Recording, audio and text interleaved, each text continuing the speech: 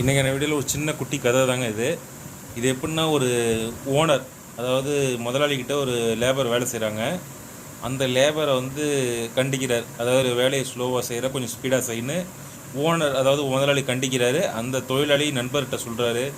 Owner வந்து அவர் செஞ்சு பார்த்தா தான் இந்த வேலையை தெரியும், அருமை, டைமாக திட்டிகிட்டு இருக்காப்புல அப்படின்னு அவரோட நண்பர்கிட்ட சொல்கிறாரு. அவர் நண்பர் அதுக்கு சொல்கிறாப்புல, உங்கள் ஓனர் எந்த அளவுக்கு கஷ்டப்பட்டிருந்தா இந்த நிலமையில் உங்களுக்கு ஒரு வேலை தந்துக்கிட்டு அவர் 4-5 தொழிலாளிக்கு வேலை தராருன்னா நம்ம திட்டுறதை எடுத்துக்கக்கூடாது. என்றைக்குமே நம்ம அதுக்கான முதல் படியாக இருக்கணும்.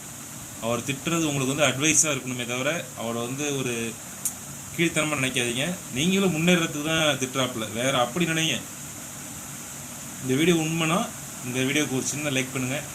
நம்ம அடுத்த வீடியோவில் ஷார்ட்ஸில் சந்திப்போம்.